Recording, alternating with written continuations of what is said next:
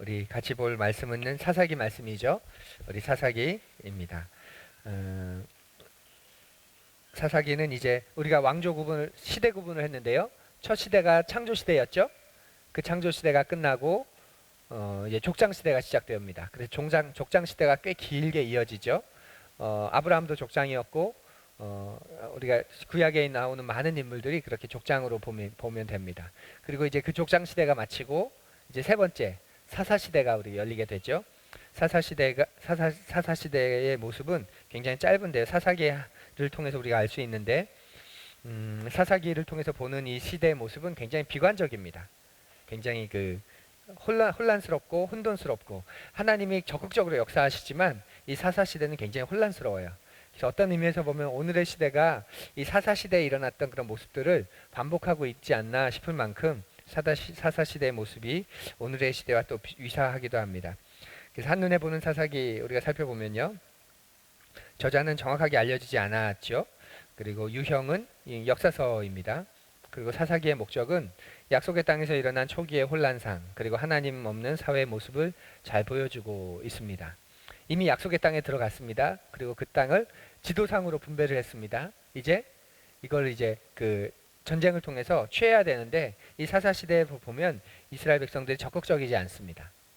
적극적이지 않고 머무르고 그러다 보니까 그 이방 문화와 혼합되는 일들도 그래서 혼란스러운 모습들이 나오고 또 사사기를 보면 핵심 구절이 17장 6절에 거기 같이 읽어볼까요? 17장 6절 그때에는 이스라엘의 왕이 없었으므로 사람마다 자기 소견에 옳은 대로 행하였더라. 이 구절이 사사기에 여러 번 나오죠. 여기만 나오는 게 아니라 또 마지막에도 나오고 또 여러 군데 나오는데 그때 이스라엘의 왕이 없었으므로 사람마다 자기 소견에 옳은 대로 행하였다. 이 왕이 없었다는 표현을 이중적으로 써요. 이중적으로. 첫 번째는 그때에 그러니까 이 사사기를 쓰는 당시는 사사기 시대는 아니라는 거 우리가 알 수 있겠죠. 그때에 그 사사 시대 그때에 왕이 없었어. 이 말은 지금은 사사 시대가 아니라 이후의 시대에 이제 이 책을 쓰고 있다는 걸 알게 되는데 한 가지 더 거기서 알 수 있는 건 그러면 그때는 이 사사기를 쓰고 있는 그때는 왕이 있던 시대구나. 그래서 보통 사사기를 언제 썼냐면 다윗 왕조쯤에 썼을 거다 이렇게 말합니다. 그래서 그때는 왕이 없었기 때문에 이스라엘이 혼란스러웠지만 지금 보면 우리에게 하나님을 잘 경외하는 이 왕이 있지 않냐. 이스라엘이 이런 왕정 시대를 갖고 있지 않냐. 그래서 우리가 지금 이렇게 왕을 중심으로 예언자와 왕을 중심으로 이렇게 하나님 안에서 우리가 평화를 누리고 있다. 아마 이런 것을 또 이야기하려고 했던 것이다.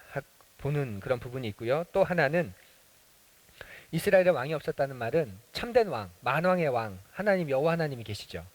그런데 이들이 그 만왕의 왕이신 여호와를 제대로 따르지 않습니다. 반역하고 불순종하죠. 그래서 다 자기가 왕이 된 시대를 살아가 버립니다.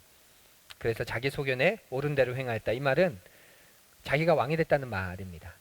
만왕의 왕이신 여호와 하나님이 계신데 그 왕을 그들이 버리자 자기가 왕이 된, 자기의 욕망과 욕심이 왕이 된 그런 시대가 바로 사사 시대였다. 우리가 그렇게 볼 수 있습니다. 사사기를 통해서 우리가 한 가지만 기억한다면 규례가 없는 사회는 자유가 아니라 혼돈 그 자체다. 그러니까 왕이 없어서 자유로울 것 같았지만 결코 그렇지 않죠. 오히려 탐욕의 노예가 되고 욕망의 노예가 되고 거짓의 노예가 되어서 이들이 살아가게 됩니다. 시대를 보면 율법이 없고 말씀이 없고 이런 것들이 없으면 자유로울 거라고 생각하지만 절대 그렇지 않다는 거. 기차는 어디에 있어야죠? 철길 위에 있어야 되죠. 배는 어디에 있어야 되죠? 바다 위에 물 위에 있어야 됩니다. 자동차는 도로 위에 있어야. 이거는 억압하는 게 아니라 그 위에 있을 때 가장 자연스럽고 가장 그 기능을 잘 발휘할 수 있는 건데 오늘날의 시대는 그것마저도 억압이라고 말하는 시대가 돼버렸어요. 그것마저도 없애야 한다라고. 근데 그게 사라지면 더 이상 배가 아니게 되고 기차가 아니게 되는 거죠. 이제는 기차를 음식점으로 사용해야 됩니다. 정동진 가면 있지 않습니까? 기차를 이렇게 해서 음식점으로. 예.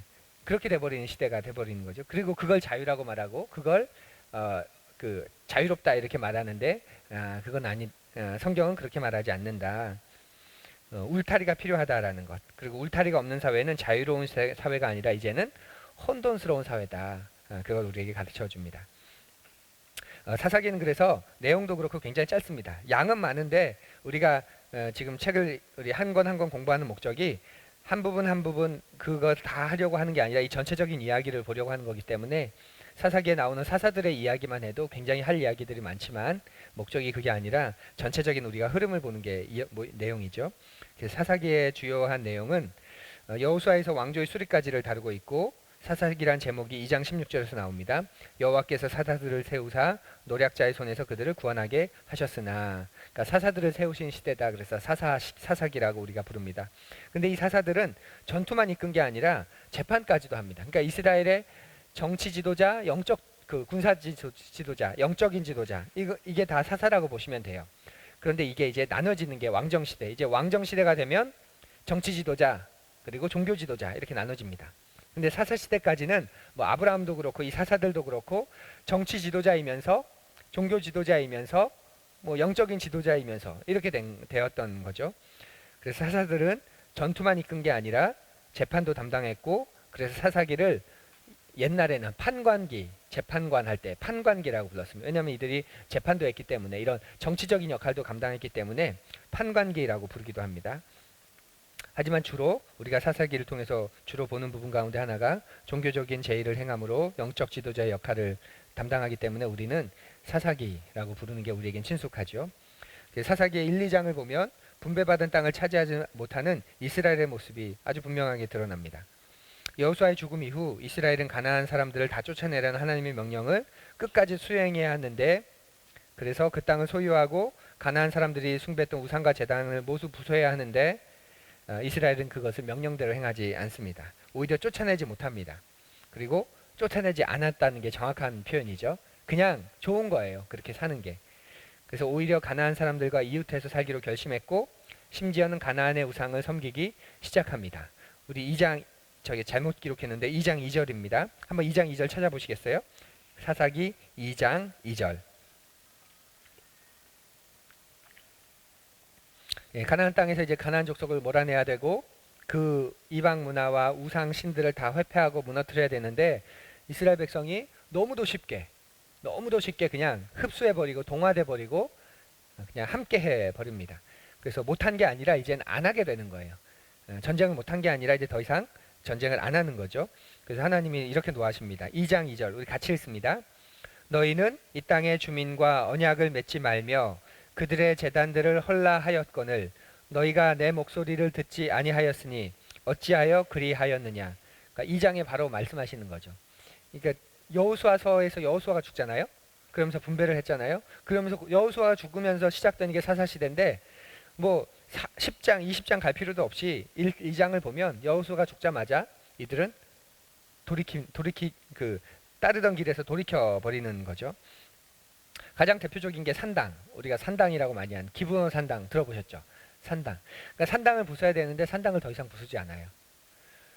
명목은 뭐냐면 거기서는 이제 그 가나안 시대에 가나안의 우상을 섬기던 게 산당이거든요.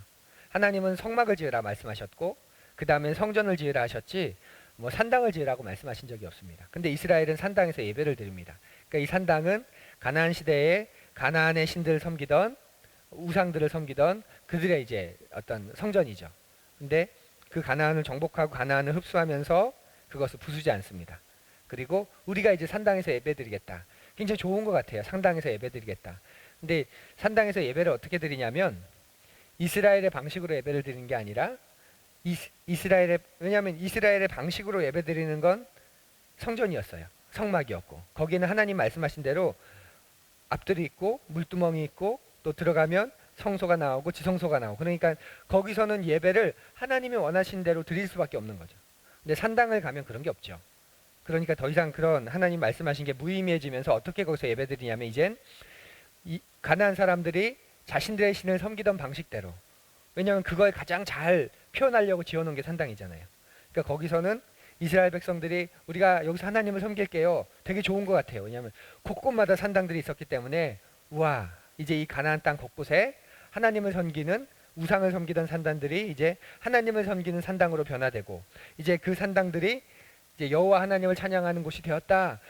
딱 그렇게 봤을 땐 굉장히 감격적인 거고 감동적인 건데 실상을 보면 그곳에서 이스라엘이 하나님의 방식으로가 아니라 자기가 원하는 방식으로, 심지어는 가나안 사람들이 가나안의 신을 섬기던 방식으로 하나님을 섬기기 시작합니다. 그러면서 하나님을 혼합해버리고 궁극적으로는 거기서 점점 가나안의 신들을 다시 섬기기 시작하는 거예요. 이게 이제 그 하나님이 지금 노하시는 이유가 되십니다.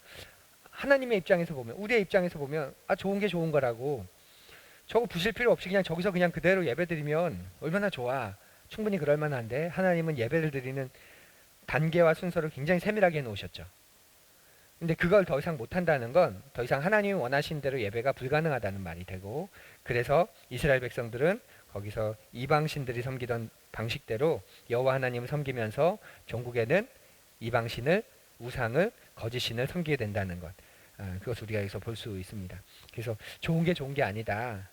내가 보기에 좋은 것과 하나님 보기에 좋은 것은 많은 부분 다를 수 있다. 우리가 그 생각을 가지고 계속 신앙을 접근해야지, 좋은 게 돼버리면 결국 어느 순간 하나님은 사라집니다. 중심이 내가 좋으냐 좋지 않느냐, 그게 돼버리는 거예요. 내가 좋으면 하나님도 좋아하는 것, 내게 불편하면 이건 하나님께서도 원하지 않는 것, 이렇게 되는 건 굉장히 쉬울 수 있다는 것, 우리가 생각을 해보면 좋겠습니다. 그래서 하나님이 진노하시면서 이렇게 말씀하시죠. 나는 더 이상 가나안 족속을 쫓아내는 일을 돕지 않겠다. 그게 2장 21절의 말씀입니다. 2장 21절 우리 같이 읽죠. 21절입니다. 나도 여호수아가 죽을 때에 남겨둔 이방 민족들을 다시는 그들 앞에서 하나도 쫓아내지 아니하리니. 아주 분명하게 나옵니다. 이제까지 가나안 민족을 누가 쫓아내신 거죠? 하나님이 쫓아내 주신 거예요. 이스라엘이 행동을 했지만 어린 반푼도 안 됩니다. 그런데 그들의 그 전투가 승리할 수 있었던 건 하나님이 하셨기 때문에. 저기 뭐죠? 그 여리고성을 기억해 보세요. 전쟁했나요? 아니요. 그냥 돌라 그래서 돌았고, 침묵하라 그래서 침묵했고, 마지막 날에 외치라 그래서 외쳤는데 무너지고 죽습니다. 그러니까 이스라엘이 한 게 아니라 하나님이 하신 거예요. 근데 그 하나님이 지금 진노하시면서 나 이제 더 이상 이방 민족, 남겨둔 이방 민족들 내가 하나도 쫓아내지 않겠다. 그리고 이스라엘은 사사 시대를 아주 힘겹게 험악한 시대를 이제 살아가게 됩니다. 그러니까 우리 인생에서 중요한 게 하나님이 도우시느냐, 돕지 않으시느냐, 하나님의 도움의 손길이 우리 삶에 있느냐, 있지 않느냐, 그리고 내가 하나님의 도움의 손길을 원하느냐, 아니면 하나님이 아닌 내가 부릴 수 있는 어떤 도움의 손길을 원하느냐. 돈을 원하는 것, 힘과 명예를 원하는 것, 내가 부리려고 하는 거잖아요. 돈을 이만큼 가지고 내가 부리려고, 힘과 명예와 권력을 이만큼 가지고 그렇게 이제 좀 되면 이제 내가 내 마음껏 부리려고 하는 것. 그러니까 내가 부리려고 하는 건지 아니면 진짜 하나님의 도우심을 원하는 건지 우리가 분별해야 합니다. 그리고 하나님의 도우심의 손이 떠나면 그 자체가 불행이고 그 자체가 하나님의 심판이라는 것, 우리가 생각해 보아야 합니다. 그리고 3장에서 16장까지는 이제 사사들을 보내신 하나님이 나옵니다. 하나님이 돕지 않겠다 이렇게 하시니까 이제 엄청난 고통이 따르게 돼요. 이방 민족들의 공격도 있고 그 속에서 삶이 굉장히 어려워집니다. 그러면 어떻게 하느냐? 이스라엘이 이제 하나님께 어떻게 할까요? 부르짖죠. 철저하게 부르짖어요. 그러면 하나님 어떻게 하실까요? 맘약하신 하나님이 들어주셔요. 들어주셔서 사사를 보내십니다. 그럼 그 사사를 통해서 이스라엘이 승리합니다. 그러면 평화가 임하죠. 그 다음 어떤 일이 하냐면 반역합니다.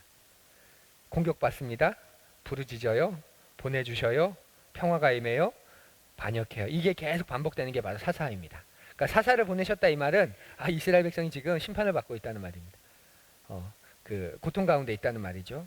그래서 하나님께 부르짖으니까 들어주시고, 그러니까 반역, 부르짖음, 또 사사, 평안, 이 사이클이 계속 반복되는 게 이 사사기라는 걸 다시 한번 말씀드리면, 반역했고 그러니까 심판이 임해서 부르짖었고, 그러니까 하나님이 들으셔서 사사를 보내셨고, 그리고 그 사사를 통해서 평화가 임했고, 그런데 또다시 반역했고 부르짖었고 사사를 보내셨고 평화가 임했고, 이게 계속 반복되는 게 우리의 삶이죠.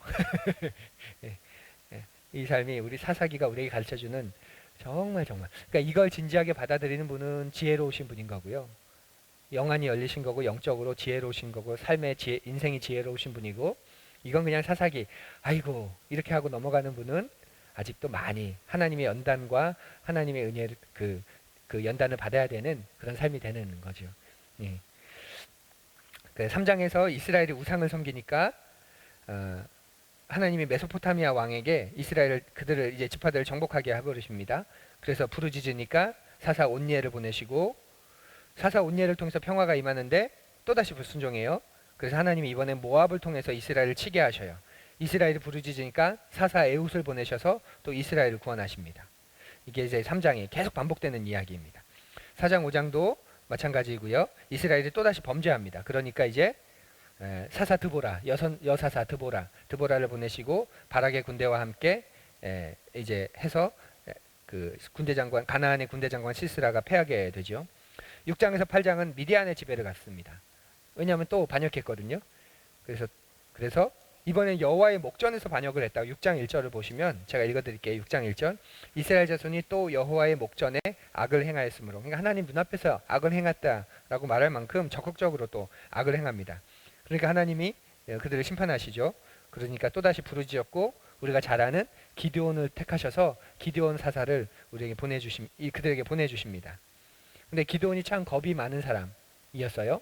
담대하긴 한데, 하나님이 쓰시기에 담대하긴 한데 그러나 많이 약하고 부족한 사람입니다. 그래서 그가 우리가 잘 아는 것처럼 두 번의 하나님을 시험하는 시험을 하죠. 하나님이 저를 택하시고 저를 통해서 이스라엘 구원하시겠다는 것, 그걸 확증할 만한 한 가지 징표를 좀 주십시오. 그게 이제 6장 36절부터 나오죠. 36절에 기드온이 하나님께 여쭈되 주께서 이미 말씀하신 같이 내 손으로 이스라엘을 구원하시려거든 보소서, 내가 양털 한 뭉치를 타작 마당에다 두리니 만일 이슬이 양털에만 있고 주변 땅을 마르면 주께서 이미 말씀하신 같이 내 손으로 이스라엘을 구원하실 줄을 내가 알겠나이다 하였나이다. 그러니까 기드온을 보기에 가장 불가능한 일을 지금 여쭤보는 거예요. 자기가 생각하기에 그냥 뭐 증표 하나를 원한 게 아니라 자기가 생각하기에 가장 불가능한 일. 이 새벽이 되면 이슬이 내리는데 양털 한 뭉치를 놓고 딱 아침에 눈을 떴을 때 양털은 촉촉하게 젖어 있고 땅은 말라 있고 이런 일을 원하는 거죠. 근데 정말 그렇게 돼버립니다. 그러자 또다시 원하죠. 하나님 이번엔 반대가 되게 해주십시오. 바닥은 다 젖었는데 양털은 바짝 말라 있게, 더 불가능한 일. 그 두 가지를 요청하는데 하나님 둘 다 들어주십니다. 그리고 기드온이 확신합니다. 하나님이 나를 부르신 게 맞구나. 그래서 우리가 하나님을 의심하지 마라, 하나님을 시험하지 마라, 이런 게 있는데 기드온은 하나님을 시험한 대표적인 인물 같아요. 근데 이걸 우리가 어떻게 하게 할 거냐. 그래서 우리가 하나님께 뭔가 요구하고 요청할 때, 시험할 때 두 가지가 있을 거예요. 분명히 하나님을 의심하고 불신하면서 여쭙는. 가장 많이 하는 게, 야, 하나님 믿으면 뭐 밥이 나와 쌀이 나와, 하나님 믿으면 밥이 쌀 나와? 그럼 나 하나님 믿어볼게, 쌀 나오나 안 나오나 보자. 이건 이제 불신이죠. 이건 하나님을 정말 믿고 싶어서가 아니라 말 그대로 불신하는. 그래서 이제 하나님을 시험하는 그런 말이라고 한다면 기드온은 지금 순종하고 싶은 거예요. 하나님 나를 부르셨다는 거 분명히 알아요. 그리고 나밖에 없다는 거 알 것 같아요. 그런데 내가 너무 부족하고 중간에 돌아설까 봐 두려움이 분명히 있는 거예요. 또 사람들도 나를 안 따를 것 같은데 하나님 내가 어떻게 해야 되겠습니까? 방법은 하나밖에 없는 겁니다. 기드온이 확신을 갖고 힘을 내는 것밖에 없는데 그러자니 아직은 자기가 두려움이 많고, 그래서 순종을 위한 요청으로 하나님께 부탁을 드리는 거죠. 그랬더니 하나님이 기꺼이 들어주시는 것. 하나님 되게 멋지신 분입니다. 그래서 우리가 신앙 안에서 하나님께 요청을 할 수 있는 것 가능합니다. 그건 하나님을 시험하는 것도 아니고, 그러니까 그 내면, 그 사람이 알 거예요. 그 사람의 내면이 내가 지금 이걸 불순종하기 위해서, 시험하기 위해서, 의심하면서 물어보는 건지, 아니면 하나님께 정말 순종하기 위해서 말씀 안 하셔도 내가 할 건데 그래도 하나님이 나에게 이런 약속, 이런 확신을 주시면 내가 조금은 더 할 수 있지 않을까? 하나님 좀 보여주십시오. 이렇게 하는 것과는 다르다는 거죠. 교회를 시작하면서 제가 하나님께 표징을 구했을까요? 구하지 않았을까요?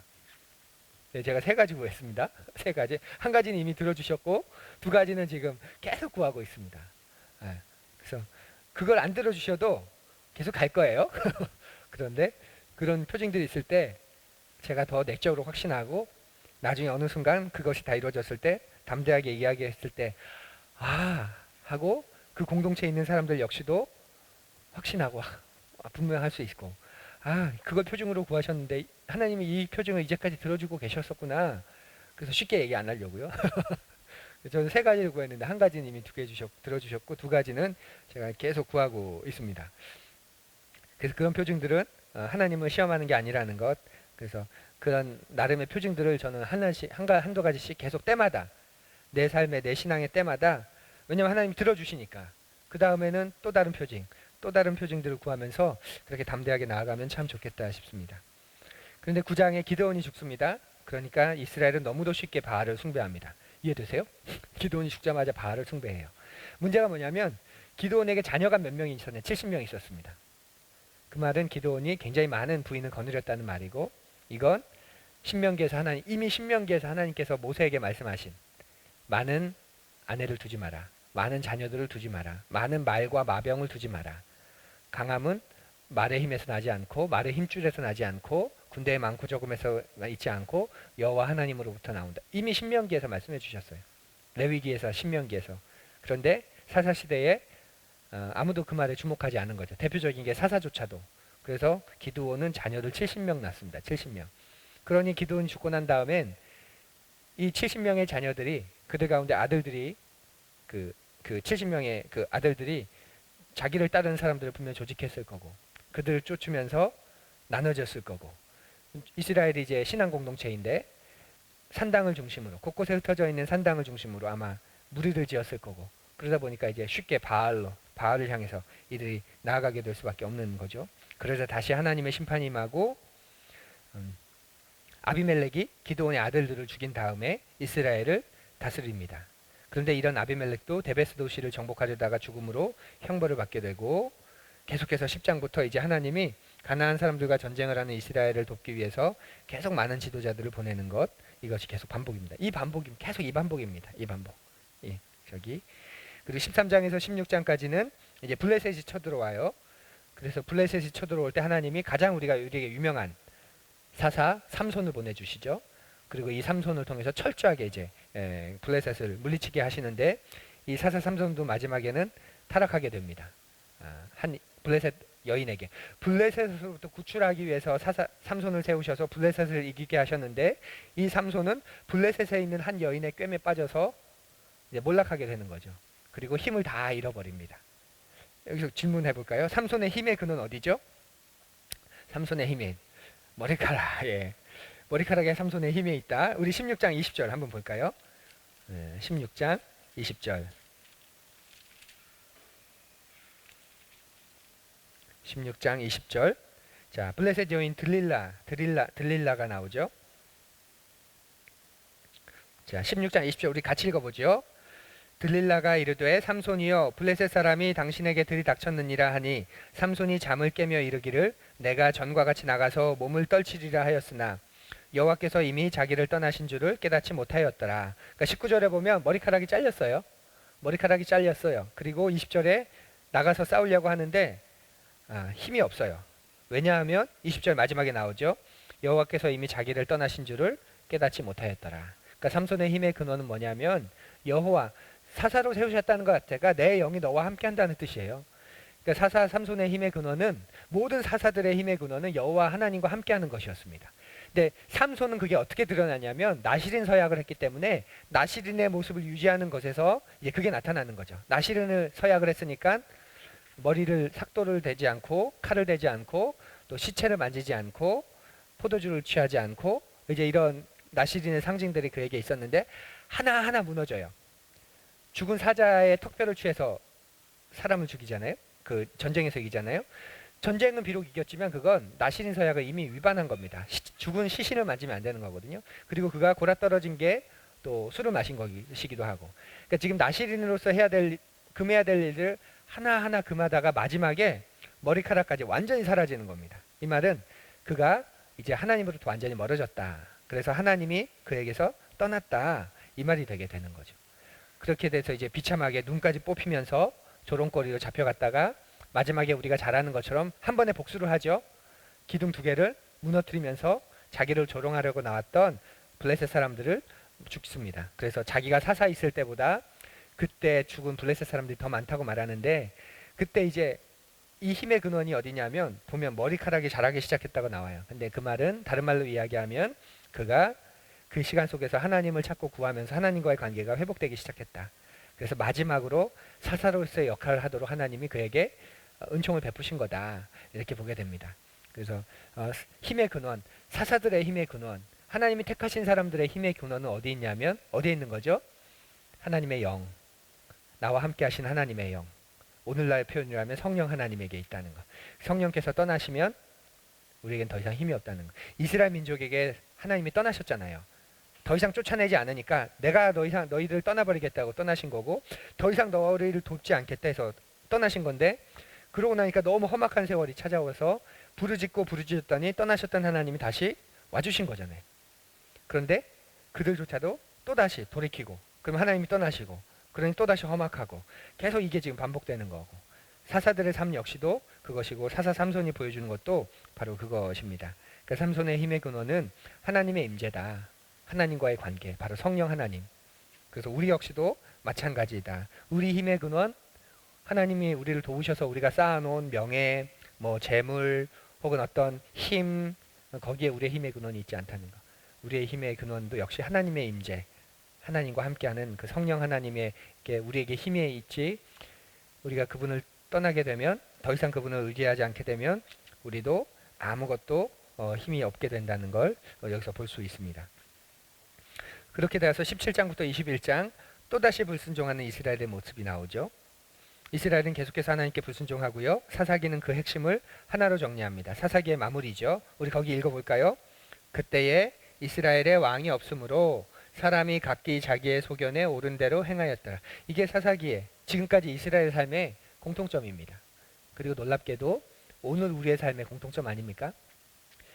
왕이 없기 때문에 사람이 각자 자기의 소견에 옳은 대로 자기의 욕망을 따라, 그리고 심지어는 기독교 가정 안에서도 마땅히 말씀으로 권하고 권면하고 말씀으로 양육해야 되는데 상처받을까봐, 정서적으로 좀 어려움을 당할까봐, 또 이 아이가 주눅들까봐 그냥 양육하지 않고 말씀으로 권위를 세워주지 않고 다 그러니까 그냥 놔둬버리는 거죠. 그러다 보니까 이거예요. 왕이 없으니까 내가 왕이 되는 겁니다. 안 그래도 시대적으로 개인을 중요하게 여기고, 안 그래도 시대적으로 원하는 대로 해라고, 기죽지 말라고 이런 시대 속에 살아가는데, 안 그래도 지금 왕이 없는 시대인데 계속 그렇게 돼버리니까 더 이상 존경할 만한, 내가 내 무릎을 꿇어야 할, 내가 엎드려야 할 그런 대상들이 사라지게 되는 거죠. 제가 지금 돌아보면 제 인생에 주신 큰 복 가운데 하나가 할아버지 할머니 손에서 자란 거. 그러니까 할아버지 할머니와 함께 자란 거죠. 그래서 제가 어르신들에게 좀 예의 바르지 않습니까? 지금 생각해보면 되게 놀라운 거예요. 아버지 어머니가 제일 크잖아요. 아버지가 제일 크죠. 근데 그 아버지가 아침마다 일어나셨어요, 진지 드셨어요, 애비야 그러지 좀 마라, 가장 큰 어른인 아버지가 고개를 숙이는 분이 계신 거예요. 그러니까 나 역시도 나의 모델이 아버지인데 모델이 고개 숙이는 분이 계시니까 나도 늘 그분 말씀을 들어야 되고 좀 무례하면 너 할아버지한테 할머니한테 지금 이러면 안 되는 거구나, 그걸 배우면서 제가 그래서 어르신한테 좀 예의 바릅니다. 네. 그러니까 왕이 없으면 그게 불가능해지는 거죠. 다 내 기분을 맞춰야지 내가 누구를 맞춰. 그래서 교회 안에서도 그렇고 가정 안에서도 그렇고 인생에 어른이 있다는 걸 보여주는 건 굉장히 중요한 겁니다. 어른이 있고 그 어른 앞에서 고개를 숙여야 되고, 그 어른 앞에서 말씀을 들어야 되고, 그 어른의 말씀을 따라야 되고, 그러면 하나님의 말씀을 따르는 것도 되게 쉬워집니다. 근데 내가 거칠 것이 없는 사람이 유독 하나님 앞에서 저는 하나님밖에 없습니다, 무릎을 꿇는다, 천만의 말씀이요. 하나님 앞에서도 똑같이 그렇게 행하겠죠. 그래서 사사기가 그때 이스라엘이 왕이 없으므로 사람이 자기의 소견에 옳은 대로 행하였다, 이 말이 그때뿐만 아니라 오늘도 동일하다는 거. 그래서 우리에겐 참된 왕이 필요하다. 다른 말로 이야기하면, 좀 거부감이 없는 표현을 하면 우리에겐 울타리가 필요하다. 나를 자유롭게, 그러니까 울타리 안에서 우리가 자유로운 거지 울타리를 벗어나는 게 자유로운 건 절대 아니라는 거죠. 그리고 하나님은 우리에게 이 올바른 울타리를 주시고 이 울타리 안에 있을 때 내가 나다워질 수 있다는 것. 또 다른 표현으로 하면 배는 물 위에 있어야 되고 기차는 철길 위에 있어야 되고 자동차는 도로 위에서 제대로 있을 수 있는 것처럼 하나님이 우리에게 그런 분이시라는 것. 신앙이 우리에게 그런 것이라는 걸 우리 기억해야 합니다. 그 17장 18장에서는 이제 영적으로도 완전히 타락한, 그래서 미가와 그의 어머니는 은을 녹여서 예배할 우상을 만들고요, 젊은 레위인을 그 가정의 제사장으로 고용합니다. 이스라엘의 제사장이 아니라 레위인들이 이제 한 가정의 제사장이 돼버리는 거예요. 가정은 그 제사장을 왜 그렇게 고용할까요? 우리 가정 복 받으라고. 그리고 이 레위인은 왜 그 가정으로 가서 그 가정의 제사장이 될까요? 그 돈을 받아서 잘 살려고. 그러니까 영적으로 이렇게 타락해 버리고, 그리고 19장 21장에 보면 이제는 윤리적으로 굉장히 타락한 시대가 돼버렸다는 걸 극명하게 보여주죠. 베냐민 지파가 악을 행합니다. 그래서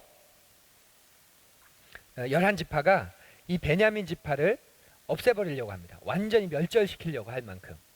12지파가 11지파를 아예 너무 말도 안 되고 이들이 너무 악하니까, 너무 그러니까 부끄러운 거예요. 네가 이스라엘이라고? 너희들은 진짜 멸절해야 돼. 그래서 11지파와 베냐민 지파가 전쟁을 벌이고 거의 멸절 직전까지 베냐민 지파가 놓여지게 됩니다. 그래서 베냐민 지파는 생존을 위해서 명절에 잔치를 벌일 때 실로에서 여인들을 납치해서 이제 아내로 삼게 되고, 그러면서 이스라엘이 윤리적으로도 굉장히 타락하게 된 그런 모습입니다. 이게 사사기의 주요한 흐름이고, 사사기를 이제 우리가 그래서 전체적으로 조망하면 사람들이 저마다 자기의 뜻에 맞는 대로 사는 시대였다. 사사 시대는. 그래서 왕을 잊은 시대였다. 그래서 자신이 왕이 된 시대였다.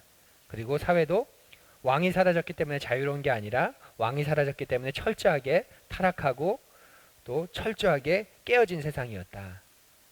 그런데 그럼에도 불구하고 하나님은 이스라엘의 부르짖음을 들으셨고 그 이스라엘을 구원하시기를 좋아하시고 그 약속을 하나님은 깨트리지 않으시고 계속 이어가고 계신다. 이게 사사기가 우리에게 주는 그런 내용입니다. 사사기를 보면서 한 가지 사적으로 좀 덧붙이면요.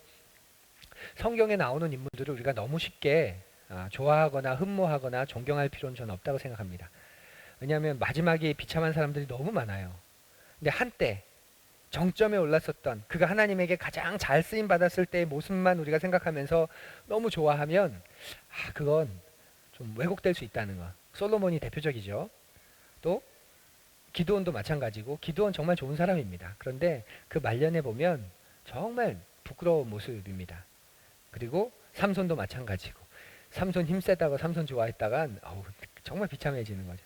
그래서 우리가 누군가를 존경하고 좋아할 때 그 사람의 하나님께 쓰임 받았을 때 그 정점의 모습, 그걸 보아야 하지만 그것과 더불어서 누구나 다 인간은 이제 무대 위에서 내려와야 할 때가 있는데 그가 무대 위에서 내려왔을 때의 모습이 어떠한가, 이게 진짜 그의 모습이라고 저는 생각해요. 그래서 무대 위에 올라가기 전의 모습, 그땐 좀 부족하더라도 무대 위에 올라갔을 때 교만하지 않고 하나님께서 잘 쓰셨다. 너무 감사하죠. 존경할 만하죠.